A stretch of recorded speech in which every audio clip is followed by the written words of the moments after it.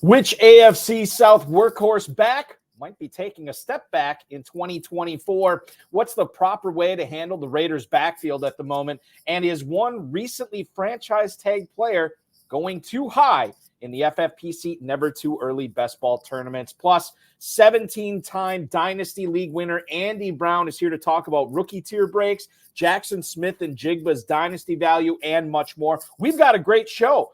Ferrell Elliott is here. I'm Eric Balkman. Stick around. Your high-stakes fantasy football hour starts now. Can't stand the pressure. I've seen greater men than need a lesson. Broadcast live and heard around the world, you are now watching the most entertaining hour of radio on the planet. Welcome to the High Stakes Fantasy Football Hour presented by myffpc.com with your hosts Eric Balkman and Ferrell Elliott. The High Stakes Fantasy Football Hour is your home for analysis from the best players in the world. And now, because no one else was available, here are Eric Balkman and Ferrell Elliott. Solace in the scripture. Are we not all our father's sons? I became a man. Nobody ever told me what a man was. Thank you so much, Rob. Greetings and salutations, all you Balkaholics and Ferrelliacs. Welcome to the latest episode on a Wednesday of the High Stakes Fantasy Football Hour presented by the Fantasy Football Players Championship at myffpc.com, myffpc.com. I am your slightly above average host, Eric Balkman. I'll bring in my co-host, the definitive commissioner of fantasy football, Ferrell Elliott, in just a second. Want to remind you that we are going on the 8th day of the 2024 live drafts in the Fantasy Pros Championship. Now, you can draft slow or live, whatever you want to do. A $1 million grand prize is up for grabs. Yes, you heard me right. You could draft in February for $1 million, a $6 million prize pool. Just go to myffpc.com to register and play in that tournament, as well as the Never Too Early Best Ball tournament. The Never Too Early Best Ball tournament and the Never Too Early Superflex Best Ball tournament. Both of them are going to run all the way up to April 25th. Best ball slim rules, no kickers and defenses in those two leagues, 20-round draft, 14-week regular season, 3 weeks of playoffs, and then we crown a champion. Drafts are available with a 30-second, 60-second, 2-hour, and 6-hour clock. Take your shot at either a $25,000 grand prize in the Classic Never Too Early tournament or a $10,000 grand prize in the Superflex Best Ball tournament. $125 and $35 to enter those tournaments respectively at myffpc.com. And while you're at myffpc.com, pick up some Dynasty Orphan teams. A lot of Dynasty content on the show tonight. Plenty of them are available there. Some have been lowered quite extensively, some down to $1. So you could get basically a free year out of this when you just pay the deposit, get that team, and manage it to glory. Plenty of those available. myffpc.com, myffpc.com, and play fantasy football 365 days a year. Remember to like this video, subscribe to the channel, comment on the video, share it with your friends, share it with your enemies, and get notified every time we go live, like tonight on a special Wednesday show.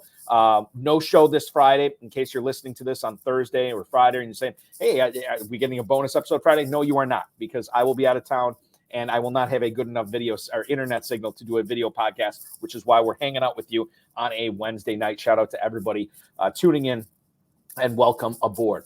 Let's get to our co-host, ladies and gentlemen. He was off last week, but he is back with a vengeance. He is the incomparable at jferrellelliott on X. Ferrell Elliott. Ferrell, welcome in, man. What an introduction, Balky. Thank you. And, you look very, very fresh on Wednesday night. Perhaps we should do the show on Wednesday night. You look rested. Hair looks good. Beard looks good. I can tell you feel good. But, man, I really missed Colin Hoffman last week, too. He was great. He's giving you well wishes right now in the YouTube chat. Fantastic. Listen, we had two Appleton, Wisconsin guys on the show. How could we go wrong, right? It was always going to be a great show. Team Wisconsin is always one of my favorites. Right. I'm going to tell you this right now. I feel energized. I feel like I have a bunch of energy, and I think it's twofold.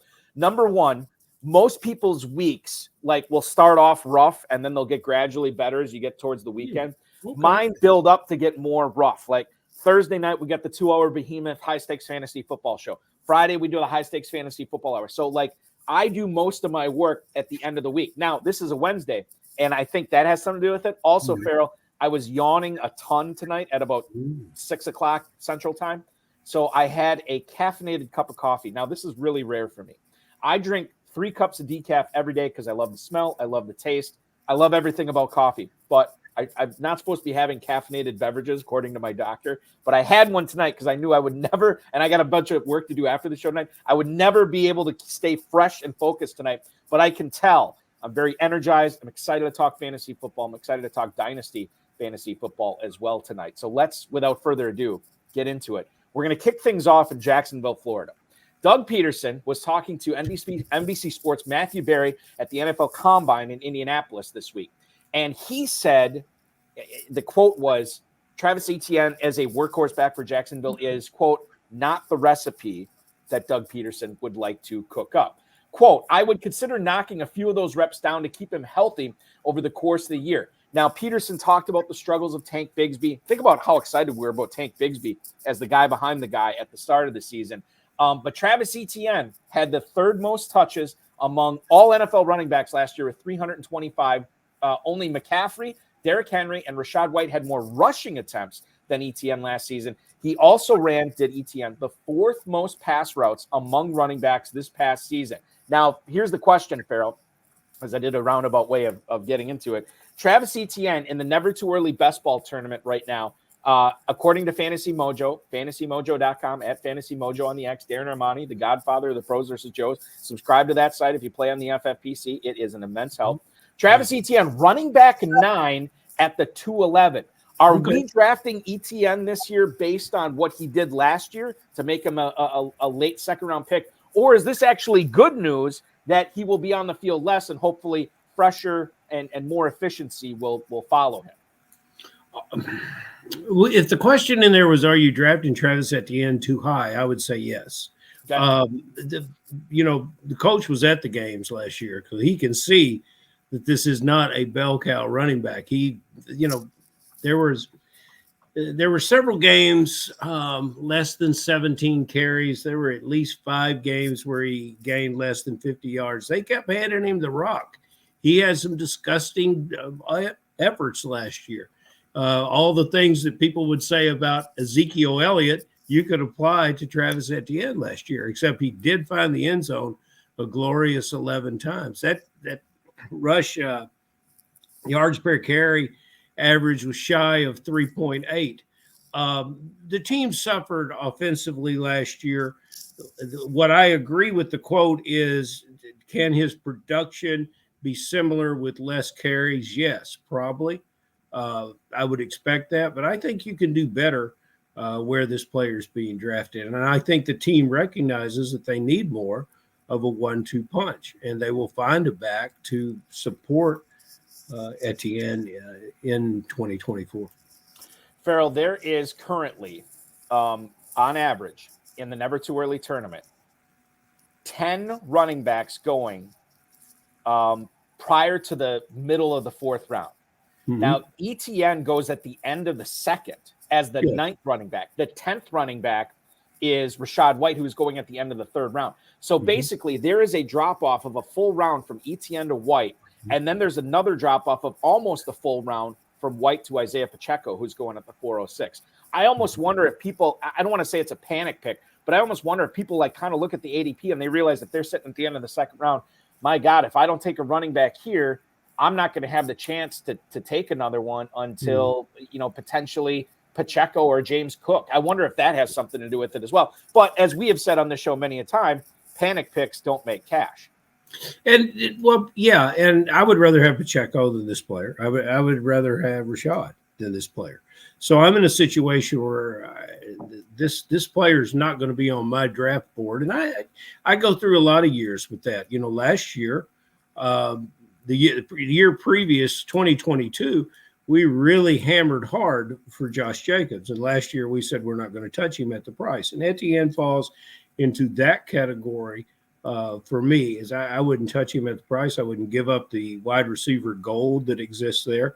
And yes, I think Pacheco is truly an average 4. I really see him in the drafts I've been in, and I'm drafting in all of them, Balky. You've been such a great salesman that I have joined every league that you possibly can.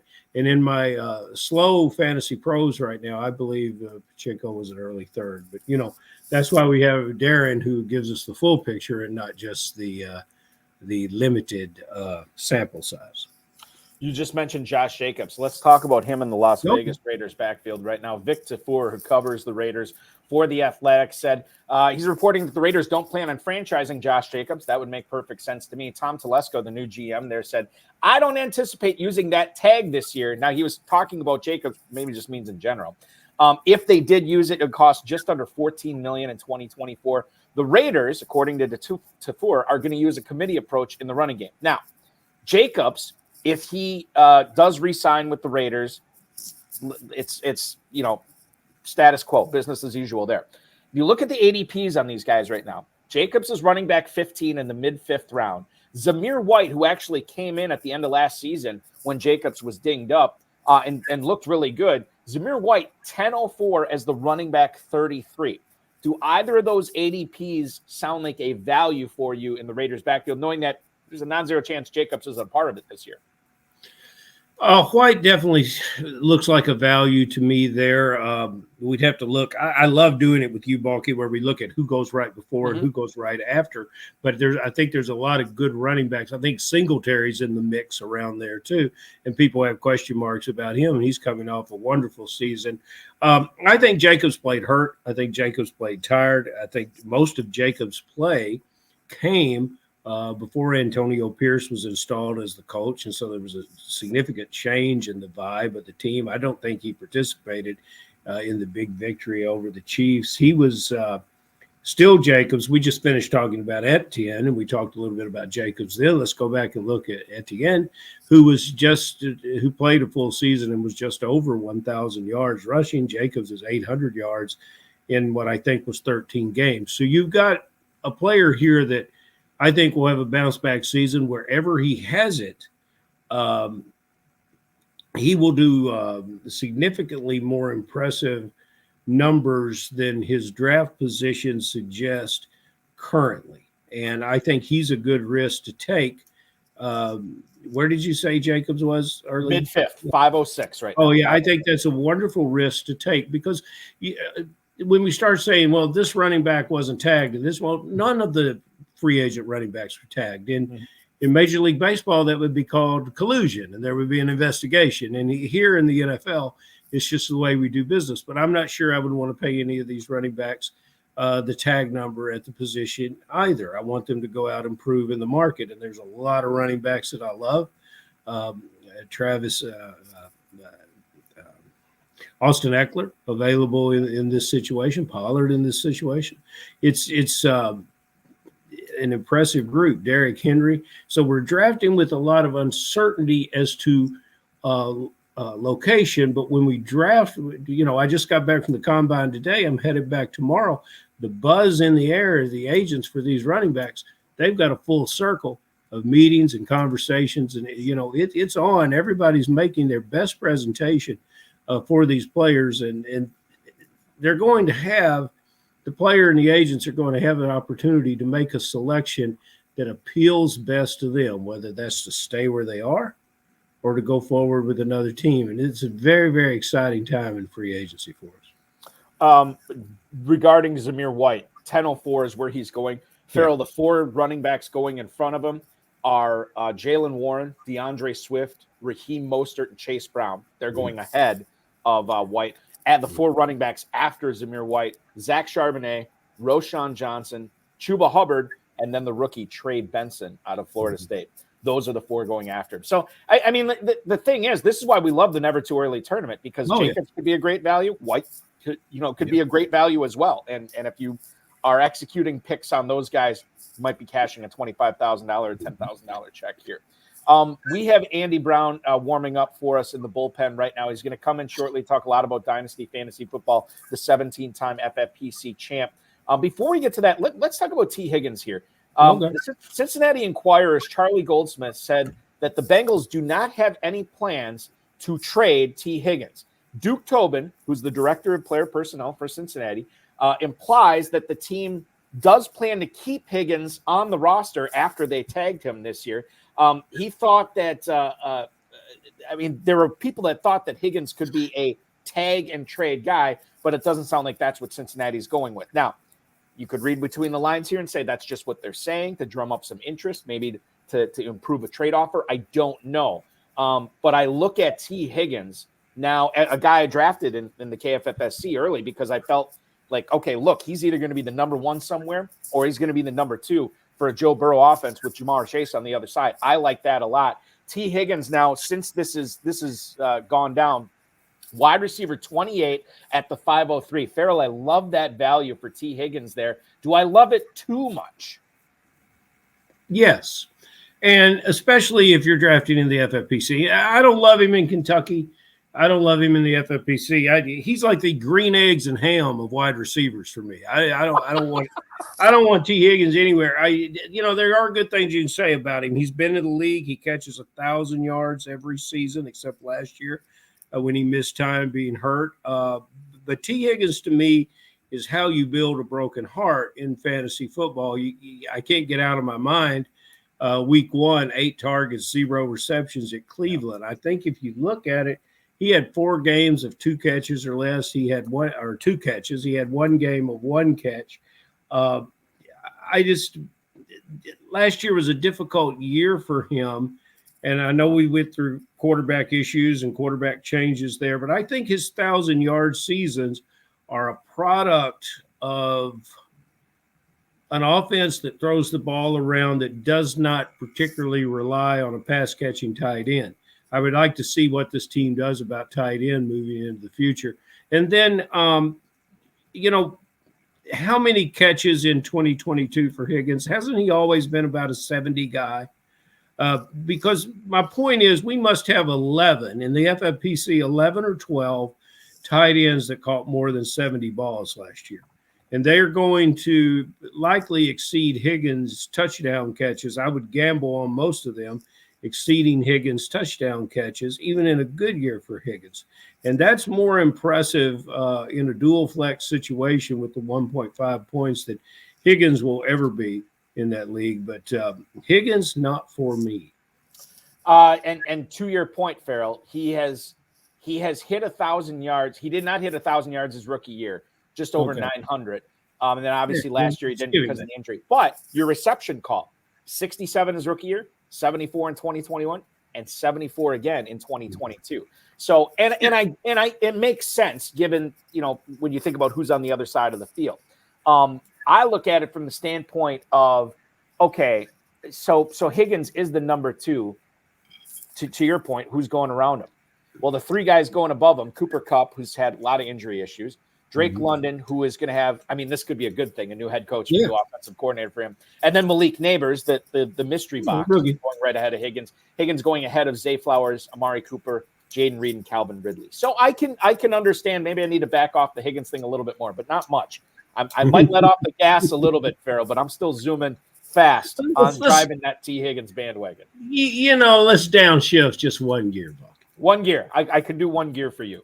Let's get into our guests' thoughts on T. Higgins and much more tonight. He has won a boatload of FFPC drafts leagues over the course of his career, but he's been really dominant in the dynasty field. 17 league titles so far. He's here tonight to tell us how we can all become better dynasty players and improve our dynasty stuff. Please welcome back onto the High Stakes Fantasy Football Hour, Mr. Andy Brown. Andy, welcome and happy Wednesday to you. How you doing tonight? Doing great. Thanks for having me back. Balky, the beard is super impressive as always. And then Ferrell, the hair. So I'm losing on both categories. Thanks for letting me round out and making you guys look better and let me come back on. I was on 3 years ago. That was when I hyped Kyle Pitts more than anybody. That take lasted a year. Like any fantasy take, just wait long enough and they may go the other direction on you. But hopefully, we can have some better takes tonight. Okay. Well, a couple of things here regarding Kyle Pitts right away. You are not the only person hyping up Kyle Pitts. There's plenty of people in there. Maybe I wasn't driving that bandwagon, but I certainly was on board. And I loved him. Zach Robinson is now the OC in Atlanta. He of the Sean McVay tree. What's his impact going to be? And we'll talk about Pitts here, but Drake London as well. This is all good news. The fact that Arthur Smith is out of there and London and Pitts for Dynasty, man, wheels up, right? I mean, you have to think so, right? I saw an interesting tweet today from the NFL Players Association. Arthur Smith ranked 30th of 32 coaches last year. So I'm not super interested on Zach Robinson. It's got to be better than Arthur Smith, right? I mean, he was just such a distraction, so energized about hating fantasy. Like, you're a busy person. You're a millionaire. Why don't you just let those guys that you picked at the top of the draft in front of everybody else and let them play? And so the danger, though, of dynasty season right now is we're so close to the season that just ended and so far from the next season that a lot of analysts are copy and pasting stats from last year and putting them into 24. And that's a pretty lazy way to do it. But if you're looking at the Rams with Kyron Williams and Puka Nacua, everybody wants to copy and paste that onto Drake London and Bijan. And then, there should be enough left for Pitts as well. So I think out of those two, Drake and Bijan have the most upside with Zach Robinson. And the big debate is really just Zach Robinson can't throw the ball. So who's going to be the quarterback? Right. He can't be Heineke. It can't be, Desmond Ritter. I saw a stat today, and I don't know if the books are just trying to get it balanced again, but they got Justin Fields minus 200. Okay, give me some of that, right? That would be a dream scenario. Justin Fields from the state of Georgia. Everybody's been trying to get him there for a while. In fact, Atlanta passed him, right, to take Pitts that year. And I think if something like that could happen, that's what's going to maximize Zach Robinson's potential is, yes, he's shown he can take the play action with a good offensive line, get the running back involved, and then still get a tough wide receiver, whether it's Cooper Kupp or Puka Nacua. So really excited for Atlanta. Big question mark, though, in February. How manage your investment without knowing the quarterback? I'm setting – last year I listened to all you great dynasty players, and I went out and adopted some of Balky's teams and manage them to greatness. I think that's going to be my new team name, Balky, that you said that. I like it earlier. But and they're blessed. There's so much there's so much fun to run. And I think we've got some interesting formats of how we're going to dynasty draft forthcoming from the FFPC that I don't know if I'll be adopting as many as I will be building from the ground up. So I want to ask you about a ground up player who I've never had a really good feel for, and that'll be second-year receiver Jackson Smith-Njigba. Now, I listened more than talked about this player last year. I watched him as much as I could. I don't know what we're dealing with here, but I think he might be a bargain, so much more in Dynasty than he is in redraft. Can you shed a little bit of light on a Seattle receiver for me? Yeah, Ferrell. So I was big into JSN last year, right? This year I've cut down to 89 dynasty teams. So you go, I'm on a diet. Man. It was over 100 last year. So I had to do what you just said. I had to orphan some. Honestly, I find that picking up the orphans is not my best strategy. I usually got to own them like the ground up, like you just said. And so if you're asking where my money's at, I have a 25% share on JSN Dynasty. That speaks volumes. Pretty aggressive, right? And so I think his value's gone down in comparison to Puka, things like Puka Nacua. And so I've been a buyer, and I've made a couple of trades this offseason. I'm glad we're getting the bad situations out of the way, because Atlanta and Seattle, almost no more frustrating situations for fantasy owners than those two offenses, right? Every once in a while, DK would have a game, but when Bobo would catch a touchdown, or Colby Parkinson and JSN's just hanging out, I'm like, my red zone TV is at risk, right? Like this is frustrating. Well, you've got a quarterback in Geno Smith who's learned for a lot of years to play quarterbacks, and that's what you're going to have when you have a quarterback that goes through the progressions. He's throwing to his fourth and fifth option, and he's making it work. And that's some of the problems that you can get into when you've got a capable, although in this case, back up to starter, but now he's won that position, and he's seen a lot of football, and he's playing it the way that it's supposed to be played. And that's how your Bobo gets his touchdown. Yeah, I mean, Ferrell, I'll just give you some market values, because February is a really good time to try to assess your market values.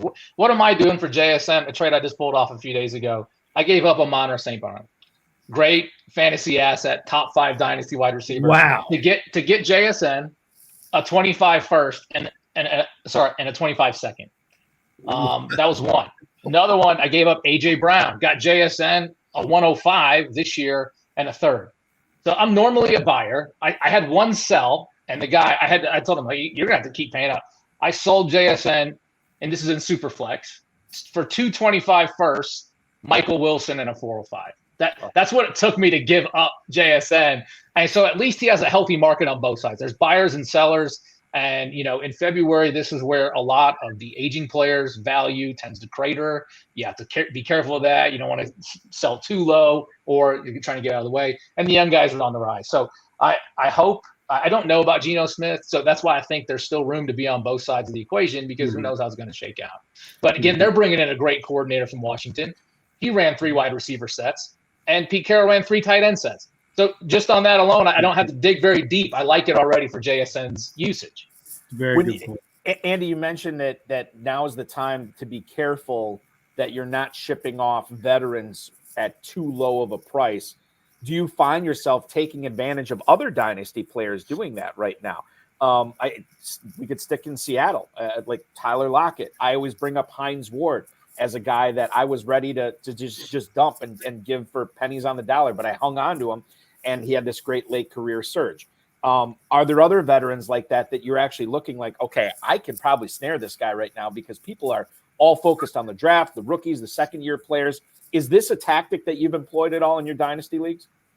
On FFPC, Balky in particular, that's a very crowded trade. Everybody's trying to do the same thing. You cannot sell Austin Eckler right now.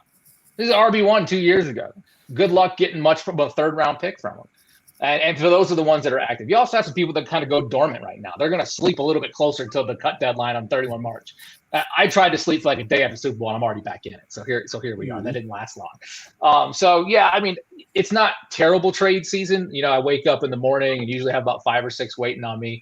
And 4 of them are probably going to be insta rejects, trying to give me Tyler Lockett's. And with the cut going to 16, it's just so important to consolidate right now. You want to have those premium assets, and you want to get after those, and then you can move them later. There's not a game for 8 months.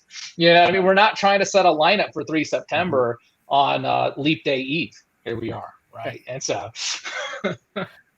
you mentioned in one of those JSN trades, Michael Wilson was incorporated in that, and Michael Wilson was a guy that I don't think he's not a pedigree guy. I don't think a lot of people valued him super high, but I think he was rostered quite a bit throughout the season, and he's probably still on a lot of rosters.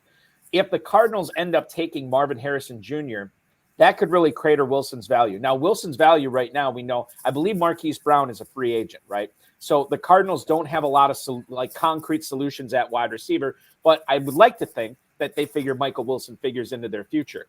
Is Wilson a guy that you are of the belief, look, if it's not Harrison, if it's not bringing Brown back, they're going to bring somebody there, and Wilson's not a high priority for me to keep around? What do you do with him right now? Is he a guy that you'd look to acquire, look to get rid of? Yeah, so I bought a lot of Michael Wilson last year in the drafts. By a lot, I mean he's my most owned receiver, tied with Drake London at 32%. And so I'm not a buyer because I feel like I already have enough.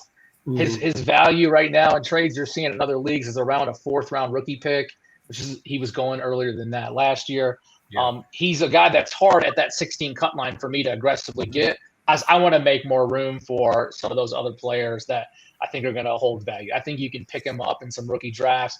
And then what I'm really doing, and so after the Super Bowl, almost every weekend, I was sending upwards of 30 offers at a time to buy the 101 in non-super flex because I want Marvin Harrison Jr. And everyone's sending him to the Cardinals. I get a little nervous about that because most of my highlights, I think back at D-Hop with Kyler Murray. He's super stretched out, and he's trying really aggressively. I don't know about Kyler Murray's accuracy stats. I try to find some advanced stats.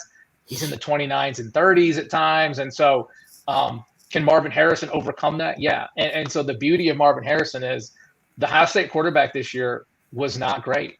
And it's always going to be a step down from C.J. Stroud. And so last year, the guy I was most aggressive in Dynasty buying in Superflex was C.J. Stroud, my most owned player. Paid off now. You can say I just traded him 2 days ago for Justin Jefferson straight up. And that's how far he's come up when he was in 104, 105 position in the rookie drafts last year. So I was letting people take Anthony Richardson, take Bijan, and then the other guy, Bryce Young. Bryce Young was at the 103. Nobody would do that again. Mm-hmm. So I kind of jumped around on you right now, but I have had an offer that involved CeeDee Lamb to get Marvin Harrison. I've had an offer. I've sold DK Metcalf to get Marvin Harrison. And I just think the sky's the limit because he's not going to run in the combine. So he's going to get less headlines. And the Ohio State quarterback this year just was not very good. I mean, he had to go to Syracuse, for goodness sakes. And so people are trying to make these excuses on Malik Nabers, because everybody has to have a take online. Malik Nabers is right up to Marvin Harrison. I'm a huge Buckeye fan. I'll put my bias out there. I've watched more hours than Ohio State, which is why I was in on Stroud last year. And I couldn't be more in on Marvin Harrison. Hopefully not everybody watches that because, again, I'm sending 30 offers a weekend to try to get them. So I expect to have a lot of Marvin Harrison shares in the fall. Yeah, I think everyone's there. In Kentucky, and full disclosure, our drafter was from Ohio, but in our redraft leagues, Marvin Harrison was going in the first round. Right. And that redraft, not dynasty, redraft. Redraft. So that sort of blew my mind. But the drafter was from Ohio, and he went and got his guy. Dominic, who always has great input, and I'm sure, Andy, that you heard our conversation about Higgins, and I'd like to get your opinion about that. As we shift to dynasty, what I would talk about with Higgins is the fact, Balky's gone through his career mostly 1,000-yard receiver, mostly a 70-catch receiver, middle range, 5-6 touchdowns.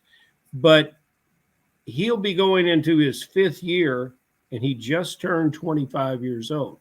And I'm curious how often you look at a player's age when you make a decision, especially if they have a young age and good production to boot. And then you had to listen to us talk about Higgins, and I feel I'm in the minority here. I think his being tagged is a validation of what this team wants to do, everything they can to make Burrow a success. So quickly, Higgins as he stands in Dynasty. Yeah, Higgins. So, I mean, to your point about age, Ferrell, it's February, so there's hardly a time where age matters more. Age matters less in September and October, and you're trying to make those pushes. That's when you can acquire the Tyler Lockett's and help you get through the playoffs. And no, it's really just a rental because the FFPC structure, like most, first place is worth a lot more than second place. And you can. I've had quite a few teams that just run through the regular season and then finish second, and you just feel a little let down. You left some money on the table. And so then you're buying guys. One of the guys I bought last year at the deadline was Deontay Johnson. Didn't pay off, but that was the thought process behind it. I like T. I just think that Jamar Chase is the guy you try to go to now because the rosters are so small, like 16. You got to keep a kicker. You got to keep a defense. And T's right on that edge. So T's a guy that, though, still has value. I've used him as a pot sweetener. I just got a trade that came in 20 minutes ago. I would almost be interested in your opinion on that because I think it's hard to involve T. Higgins. Would you? Well, yeah. Can I bring that up? Let's hear it. So this is a super flex trade. They're asking from me, they're providing, they're going to give me T. Higgins, Deshaun Watson, the 102, the 207, and a 25 first and a 25 second. So pretty big deal, pretty complex. What they're asking back is Kyler Murray, guy I talked to you about. I'm not necessarily sure about his accuracy, but Marvin Harrison can change that. Drake London and the 101. And so I moved down a spot, which is kind of appealing to me because I don't know if I'm into Caleb Williams. Mm-hmm. I don't know if this is Trevor Lawrence to where he's the next great quarterback. Everybody takes a 101. And now Trevor Lawrence is down at QB 13, QB 14, even in Dynasty. So fast, and so that may have been a lot to chew on, but what do you think I should do there? Well, my initial thought is, okay, so you moved down one spot. I know there's plenty of people sold on Caleb Williams. I still have some misgivings about him as well. So if you're going to drop down to 102 and you get Jaden Daniels or Drake May there, totally fine with that. Now, the other thing here is that 2025 first. I know we're a ways off from the 2025 draft. I gotta love this. 2024 draft doesn't even happen until 2025. But a 2025 pick, like you don't know where that's going to be. And I know that people are already talking. The pundits out there are already talking that it's not a quarterback-rich draft in 2025. So this kind of comes down to, like, I think how you feel about Caleb Williams. I know you like Drake London, and I don't want to say he's like sort of the mystery box here, but we don't know how he is going to be operating with this new offense, with this new OC, with this new head coach. Now, you made the point earlier, can't be any worse than it was recently with Arthur Smith. So I'm kind of intrigued by this deal. I know you're giving up a lot. And Kyler Murray is another guy too. Like, I don't know, maybe you guys don't think this is anything. I thought this was kind of interesting.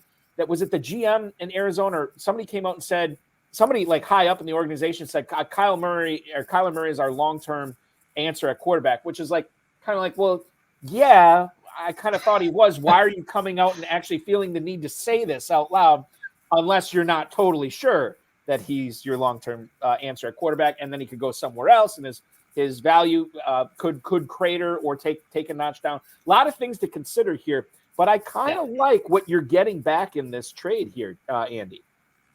I have a quicker answer for you, Andy. I suggest that you tell him to listen to Balky and go to the page. You reject the trade, and you say, listen to Balky, go to the page and adopt a team because you're not interested in adopting his. And that's kind of what I would tell that guy. And then I would move on. But let's move on from receivers. We talked a lot about receivers. Here's another player. You know, I'm picking players that I skip over to my own detriment sometime. But right up the road here from Louisville, Kentucky, we have Indianapolis Colts running back Jonathan Taylor. And I rarely draft him. And I always find something that I like better in the neighborhood. So there's, some of the top 24 players I never consider because the guy in front of them, the right behind them, means much, much more to me. Your thoughts on Taylor, Dynasty and redraft? Yeah, so I think Dynasty's, man, these running backs, though, they're the hardest to kind of capture and understand in February and then have the highest upside, right? And so just 2-3 years ago, Jonathan Taylor and one quarterback is the 101. He replaced CMC. Everybody's in on him. He gets some injuries, gets the holdout, never plays with Anthony Richardson last year. So there's a lot of questions there. And the value-wise, what I'm seeing in Dynasty trades is that he's not moving the needle in either way. Nobody's really buying. Nobody's really selling. I've tried to offer him up on trades a little bit to kind of go to more stable assets. And I think in February, wide receivers in 2024, not dissimilar to 2023, are more stable assets. And so I'm looking to kind of do some of that. Now, that being said, the guy in a similar situation that you could see this fall, I bought a lot of last year, was Breece Hall.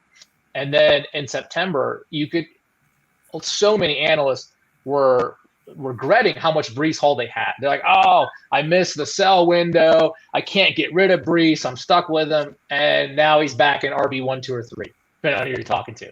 And so that's the trajectory JT could have. I'm not betting that it's likely, but it's possible. And so if you're making a case for JT, you got to hope for that. And then there's just always the question of how many touchdowns does Anthony Richardson take if he's healthy? And that is a significant risk that Breece doesn't have. Aaron Rodgers isn't taking any of those touchdowns. And you hope he can make it through the first drive, right? And so that's the thing that I think I would want more information on JT. And if he starts the season strong, then I think he could start to be a buyer. I just personally am not a big buyer right now at this time. I want to flip back just real briefly to wide receiver here, because Andy, you talked about how much Ohio State football that you have watched, and Ohio State has been a talent-rich place for wide receivers in the NFL. I mean, you could go back to 2016 with Michael Thomas, and there's been a ton of guys since then: Curtis Samuel, Terry McLaurin, Paris Campbell, and then the two big guys in 2022, and Garrett Wilson and Chris Olave, and then obviously JSN last year. Marvin Harrison better than all of them. Is he the best that you've seen among all those Ohio State receivers I just rattled off? Yeah, he's the best. And it's really hard because all those guys have done a lot of talent in the NFL. I said the same thing about CJ Stroud. CJ Stroud was the best Ohio State quarterback I've ever seen. Not to date myself, and watching Ohio State pretty aggressively for 30 years. In Marvin Harrison, the good news for Dynasty owners, bad news for Buckeye fans is you had Kyle McCord at quarterback this year. Yep. If CJ Stroud would have came back for another year, you could argue that he was going 1 and 2, right next to each other, because he just makes the quarterback so much better. He's got more size than any of those previous Ohio State receivers, just as much speed. He's got the pedigree. He route runs. The only thing that could even come close to holding him back is injuries, like any player, and then, a bad situation. So my biggest fear, the Patriots, like there's some mocks out there with him going to New England, and they have so many problems. I don't know how you get to Marvin Harrison at number 3. But if that happens, then I don't know. I'll regret a little bit of my aggressiveness on Marvin Harrison. And the other thing to keep in mind too, and I know Bill Belichick's not there anymore, but they haven't exactly been great with first-round receivers in the past, 10, 15, 20 years or whatever it's been. So not to put that evil on him, Ricky Bobby, but you don't want that Patriot stank on Marvin Harrison. Okay, getting back to the dream, Balky, is that I know there's questions about Harbaugh and the Chargers, but there's no questions about Justin Herbert. And if you do that, if that happens, then the Marvin Harrison first round, 112 may even go higher. As crazy as that sounds. Now, luckily in FFPC redraft, that's not the price. You can still get them, late second, early third in those early best ball tournaments. And I like that value there. Yeah. Wide receiver 13 at the 303 in the Never Too Early best ball tournament right now with Harrison going behind fellow Ohio State receiver Chris Olave. I think I know the answer to this, but I'm going to ask you. Well, actually, let's go to Dom Gazzetti's question here in the chat before we get back to Breece Hall. He wants to know, would you put Marvin Harrison Jr. in his own tier, or are Malik Neighbors and Rome Odunze in the same tier, or are they super close? Like, how far above? Well, number one, is Harrison your number one receiver in the draft? And then number two, what's the distance between him and guys like Odunze, guys like Neighbors? So Harrison's my number one, but quite frankly, I have some work to do. And over the years, my ratio of Ohio State games versus other college games has expanded exponentially. I spend so much time watching on Sundays now. I pretty much stick to Saturday Ohio State games, and I got to listen to some other analysts. I didn't watch LSU play at all this year. I heard a lot of great things from Neighbors. I watched Odunze a little bit. I think he's clearly the wide receiver 3. But again, just because you're in this take world, everybody has to have a different take. Neighbors is getting talked up because he's a little bit different. And so me personally, I'm happy about that. The more I can get Marvin Harrison's value to come down and people to debate that, please keep doing that, because somebody out there is going to take Neighbors at 101 in a 1 quarterback super flex, and I'm going to be begging for the 102. And last year, one of the biggest regrets in a big, 2,500 super flex league I was in, JSN went 105, and 106 Stroud was still there. And I'm looking at your dynasty buys list, and here's a pretty popular player. He's up there at number 2 now. I'm glad you guys didn't track that for me a few years ago. But Joe Van Gogh's got the 106, and I'm trying to buy Stroud because I have no quarterbacks, and he's not selling for nothing. He wanted more than the 101 to get the pick, and bad for me, good for him on that notion. So for me, Harrison, tier of his own, all the way by himself, and I'll let the narratives kind of fight that just to entertain people for the next few months. I'm trying to get Joe Van Gogh back on the show. So if we do make that happen, we will explore this for sure. Andy, has Joe got bulky representation, not bulky representation? No, I don't know. He's adopted, Ferrell, on your end, he's adopted 43 Dynasty orphans on the counter on FFPC. So he's he's busy. Yeah, there could be a family show up on his front porch that he adopted. And it's hard. And the reason why I asked you guys that that trade question is I got 89 teams and 0 co-owners. And for once, I was hoping, I'm a party of one. That's why I had to dial down a little bit. You don't want to discuss your moves with your co-owner. Yeah. Right. Well, I also have no one to blame. I can't look at anybody else. It's just me. You guys, Balky and I hit on something last year. We said, and that the Alvin Kamara suspension time was a little overblown. We didn't think it would be that difficult for Kamara to see the field, and it didn't hurt that much. He was back on the field, and then long before bye weeks rolled along. Now, you guys keep talking about these wonderful new players coming in the league, and I want to talk about aging running backs. Here's a guy, in the 8th year of his career. And I had to double check because on the show before, I've always said that he's going to catch 80 balls. And he caught 75 last year in less than a full season. When it gets down to what you've said about the other players, about acquiring bargains, where does Kamara fit in a new dynasty draft in the virgin sale of the Dynasty League. And where is he now for the existing teams? Could he actually not even make the cut line on some of the better teams? And just real quick, Andy, to piggyback off that, you said it's difficult to get even a third-round pick for Eckler, which would make me think like, oh my God, Kamara should be like a free square right now in Dynasty. Yeah, exactly. Well, arguably Kamara had a better season than Eckler last year, so he's getting more value in trades. But he's in a weird spot too, of like you can't really get a second for him. He is kind of on your cut line, so I'm low. I've got 9% ownership in Dynasty on Alvin Kamara.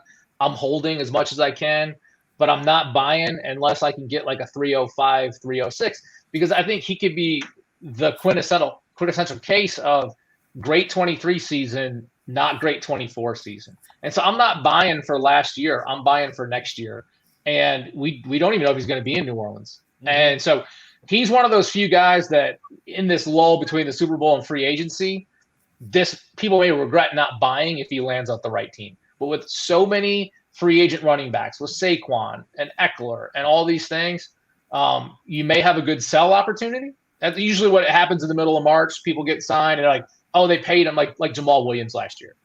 Goes to New Orleans, gets $4 million a year. Everyone's like, he's got they bought him for a reason. And come to find out, we don't know what that reason was today.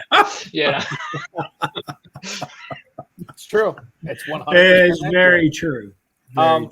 Let's move on and talk about tight ends. We have not talked much tight ends here. Trey McBride, and I don't know if you make your own dynasty rankings at all, Andy, went to use as a rubric in trades. But when you think about Trey McBride, how many tight ends above McBride do you currently have right now? Is he number one? Is he number three? Is he in your top five? Where do you have him? Well, first, can we just celebrate Trey McBride? Absolutely. This is a guy that you could get in the 208 and dynasty startups. And last year he was free. In redraft, you could get him in the 18th, 19th round. And now people are asking how far up the rankings he is, which is a great conversation. And he was amazing out of college. And unlike Pitts, who hit right away and then had some injuries, McBride took a little bit of time. Zach Ertz had to get out of the way. And I'm probably very aggressive on what I have right now.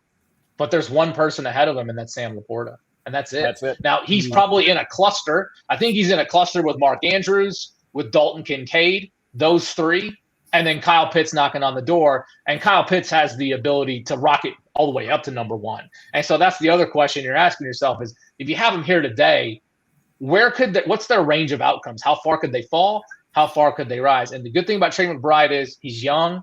He doesn't have a lot of target competition. So even if you paid up for him, I like that bid because he's got a great relationship with Kyler Murray. To your point, they're paying Kyler Murray $40 million a year. And so I think that continues on. And I think Michael Wilson is ultimately the bill payer in any growth in Arizona. You asked about him earlier. I think McBride's going to be the number two, no matter what happens to Marquise Brown. If they draft a wide receiver like Marvin Harrison, he's number one. And McBride has a lot of help there. So that's where I have him on Dynasty, which is you couldn't imagine saying that 5 months ago. We like him here. I like Luke Musgrave. I was a big Musgrave guy last year. I put him in the same mix with McBride, expecting perhaps similar things. I am all tuckered out with Balky. Balky wants to talk Tucker. That's all he wants to talk. Tucker Kraft is Balky's guy. And right. I try to say Balky Tucker Kraft contributed when can you give us a little clarity on this? Before you answer, Andy, just to clarify my feelings on Kraft versus Musgrave, I believe that Musgrave is the more dynamic threat down the field at this point. I do believe he is the more explosive playmaker. However, he struggled to stay on the field in college, and I know it was just basically one big injury that kept him out his last year. But this past year, he missed a lot of time. Now, one of them, it was like a kidney laceration or something. I don't know how often that comes up. I don't think that's a repeatable injury. But when Kraft was in there and Musgrave wasn't, this is why I like him for fantasy. Kraft, for whatever reason, got a lot of stuff over the middle rather than doing those seam routes that Musgrave was running. So for fantasy, I almost wonder if Kraft is more valuable. The Packers utilized a second-round pick on Musgrave, a third-round pick on Kraft. There was plenty of people, and I'll let you answer this. There's plenty of people that said, despite that, Kraft is the Packers tight end you want to own in Green Bay. How do you feel about these two players? Yeah, well, you make it hard. You made it personal. I have to pick between Ferrell and Balky, right? No. Now Andy is No. now Andy is tuckered out. You say yeah. you like both players, and then you build this rosy picture. And you talk about how Musgrave is moving around on 2 crutches and an electric wheelchair, and it's just fantastic. Yeah. So the short version is, prior to last season, I liked Kraft better. I liked his price better. I'm with you, Balky, on the assessment last year. But what does that mean now as you bring it forward? What it means now is that I don't think you can go after either Green Bay tight end. The money to be made in Green Bay is at wide receiver. And it is you got to make a bet on Jaden Reed or Christian Watson. That's where the deep money is. Jordan Love wants to throw deep. He's going to throw some underneath routes.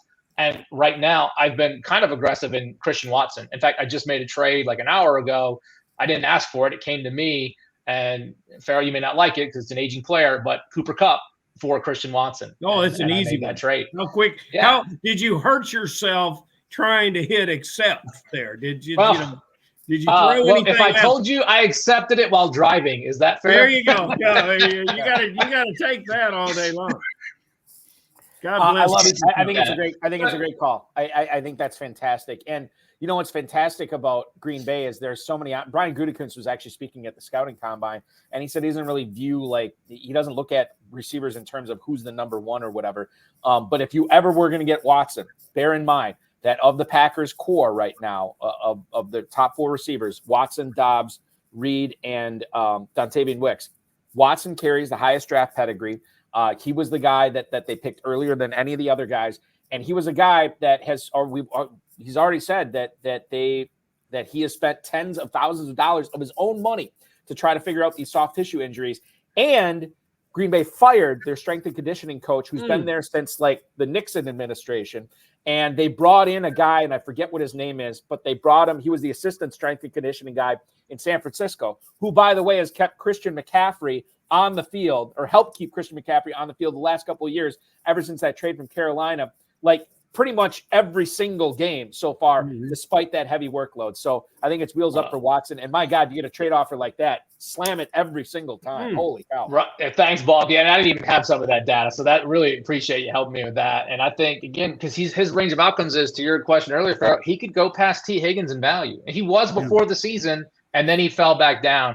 And so now I think it's the ground to explore the most is the rookies are astronomical in price. The veterans are coming down in price. It's the folks in between, and that's what Christian Watson is to me. It's people that maybe invested high, they're frustrated, they just want to get something out of them. And I'm picking up some Christian Watsons. I think when Jordan Love gets more comfortable, which he got comfortable really late in the season. I mean, that playoff win in Dallas, talk about another guy who went up extreme amount of value. I mean, I got trade offers right after that game, straight up Jordan Love for Dak Prescott. I didn't know what to do with that. I stared at it for 3 days. And then they withdrew it. So I'm like, I don't know if I want to give up Jordan Love now. Yeah, which is wild. It's wild. It's wild to think about. I want to get into sort of the dynasty philosophy of playing in the FFPC, specifically the cut down, which is going to happen at the end of next month. You have to cut down to 16 players, but Andy, I think that the big thing is here, not that you have to cut down to 16 players. Every person in your league has to cut down to 16 players. And it's difficult when everybody's trying to get that elite talent and trying to stockpile all those guys. So the cut down is easy.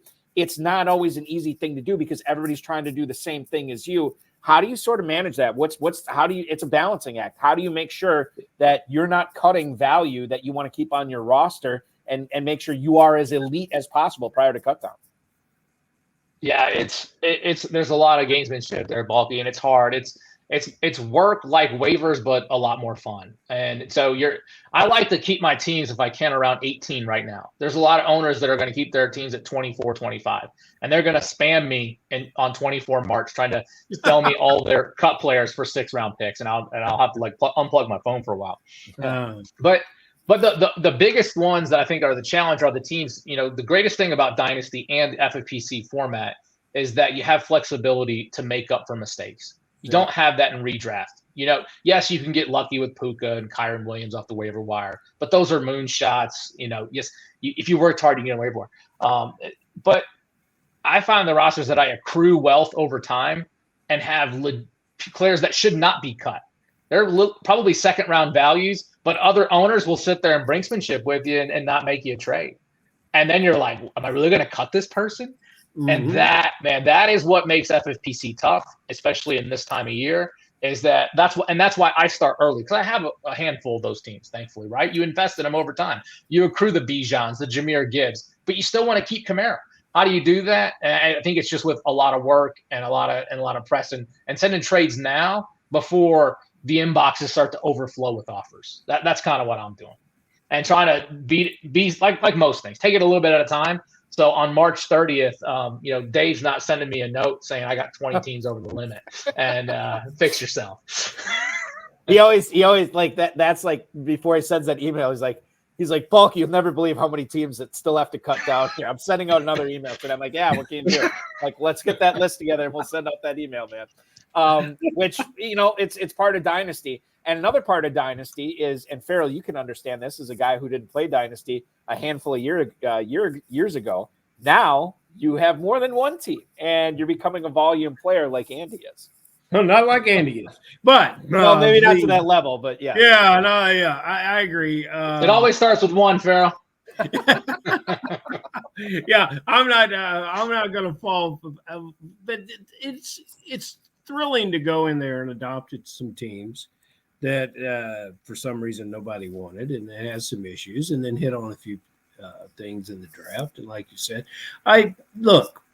we're going through a lot of players here, and I really love the way I can tell that you love football, and I really like the way that you consume it and intelligently give us the information. And no, the 3 years cannot pass until you come back on the show. We've got to have, and it. I have just a couple quick questions. So all these dynasty teams, how many redraft teams?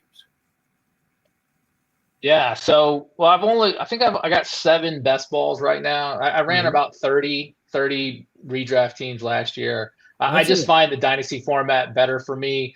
You got to grind a lot harder on the waiver wires. And I think this year, I say this every year, but I think I'm going to cut back on redraft and invest in some startups. And so orphans are okay, but if you can get in a startup with an 8-hour clock and you can make some trades, I mean, this is the most engaging time of a dynasty team ever. And that's the challenge for me. That's why I had to give up some orphans this year, because I know I'm going to buy some startups. It's just going to happen. I can't resist. In April, when FFPC opens up the drafts before the NFL draft, that is right next to the Super Bowl. That's the golden time. All right. Well, listen, we ask it to everybody. I'll ask it to you because we're running out of time. We've talked about a lot of good players tonight, and I think you can find value in all players. But I would like you to tell us some guy that you just will not have on your team. And I'd like to understand it as a combination of age, talent, injury,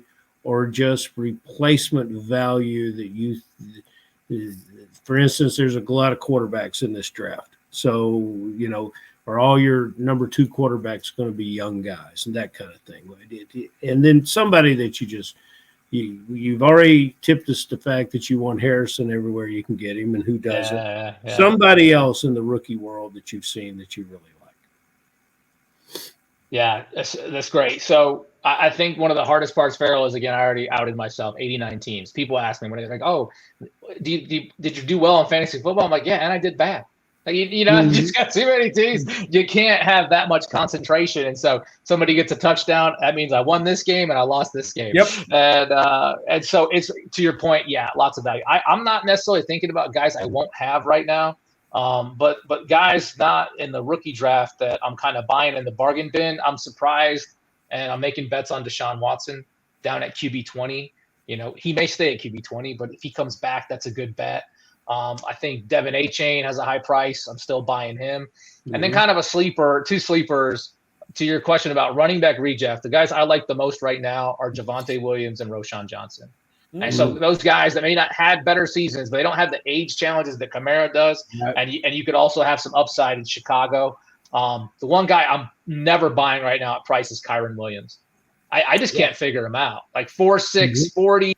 I watch him. I see him score. And every time I'm scratching my eyes. I'm like, how did he just do that? Like, what happened? Was it scheme or whatever? And because I can't make sense of it, I just can't buy him. People are asking for 102, 103 rookie picks for him, and then some. And good for them that they have him. I got a few shares of Kyron Williams, but not a lot. And he won people a lot of money last year. And so again, we're much closer to the Kyron Williams big win year, but we may be staring down the Kyron Williams cliff year, and we'll see how it goes. Yeah, I just think it's wild what the Rams were able to do, not only with Kyron Williams last year, but Puka Nacua as well, a guy who was just an afterthought, right? And came on to be the best rookie receiver and broke numerous rookie receiver records.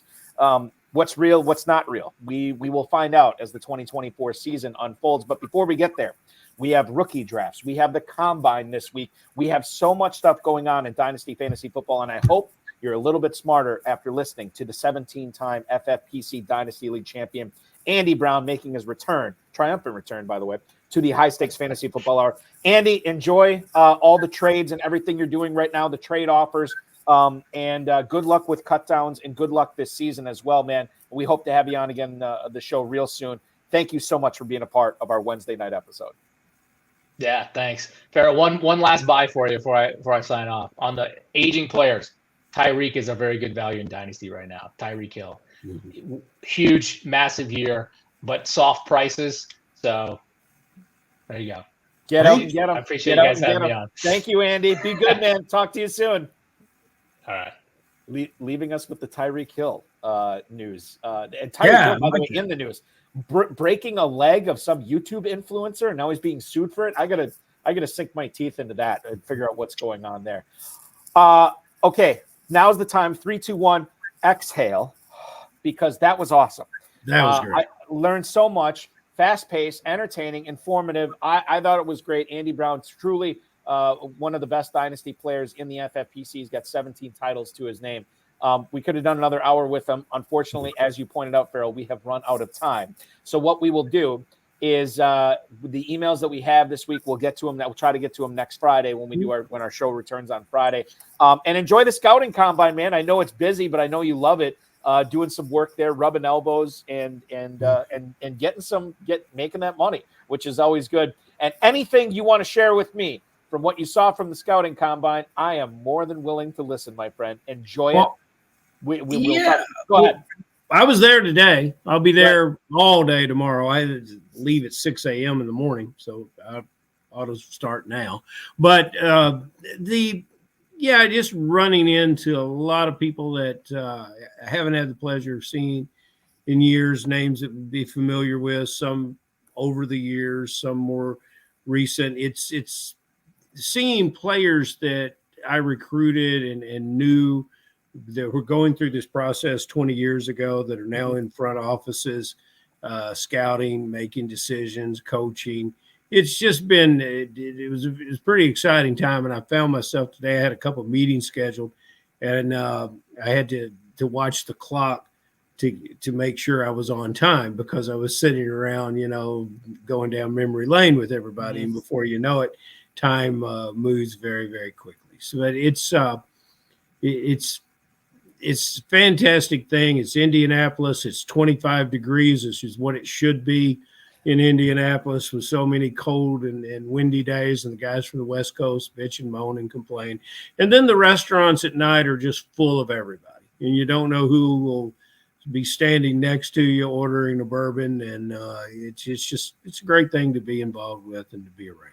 Yeah, well, listen, nothing warms you up on a 25-degree Indianapolis night like some Kentucky bourbon. And you can enjoy one of those famous shrimp cocktails at St. Elmo's, too. Oh, yeah, St. Elmo's. You can't get a table there this week. It's very difficult. Yeah, somebody's got to invite you.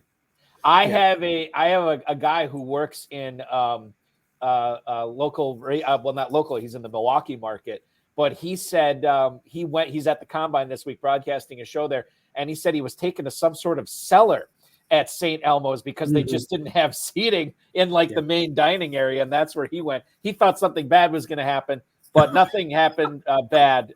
It was an excellent meal. He said it was fantastic. So I wish you good luck. I wish you to have a great time, and we will do this again, not next Wednesday, but we will be back on our Friday schedule next week, man. Thank you so much. See you then, brother.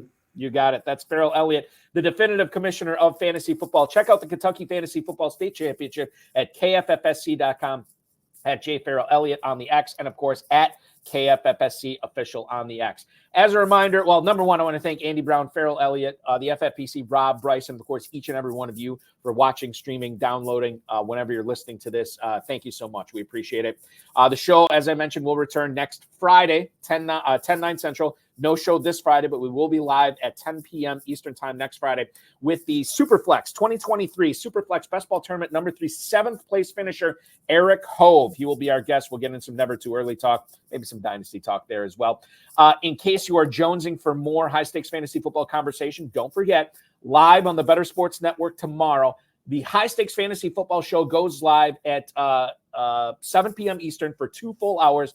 Any of the FFPC socials, including this FFPC YouTube channel, it will be myself and the analytics of Dynasty's Jordan McNamara. So you want to get 2 hours of rookie and Dynasty talk, you're going to get it tomorrow with Jordan McNamara and myself on the High Stakes Fantasy Football Show. The 2024 Fantasy Pros Championship is live at myffpc.com.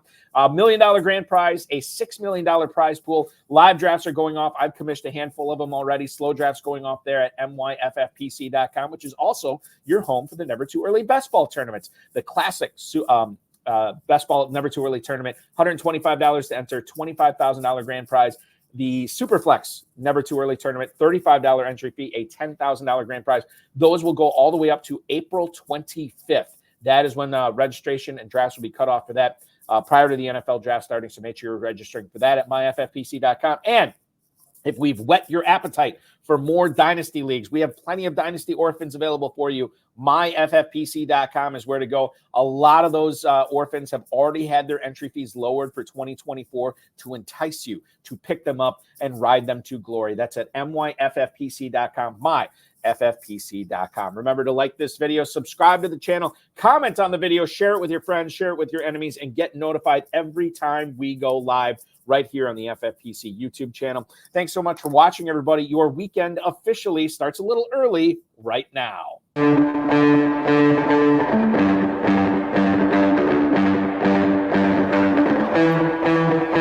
This has been another episode of the High Stakes Fantasy Football Hour presented by myffpc.com. It was broadcast live and was watched around the world. Balky and Ferrell will be back next week with more analysis, more interviews, and more advice from guests much smarter than they are. Thanks for watching, and we'll talk with you again next week. By the way, I should mention this too. Next Tuesday that would be March 5th. I think it's Tuesday. Yeah, March 5th. RotoViz High Stakes Lowdown will be back for the month of March episode. Booking a guest on that currently. Probably going to have a Dynasty flair to that show as well. So tune in Tuesday night, 10 o'clock, right here on the FFPC socials, YouTube, Twitter, and Facebook to watch some Dynasty conversation at 10 p.m. Eastern Time. So you'll have 3 full shows from the FFPC next week. Thank you so much for watching, everybody. Really appreciate you tuning in on a Wednesday night. Go forth, be awesome, and pick up some Dynasty teams and enter in those FFPC early tournaments that are going on right now and make 2024 the year of you.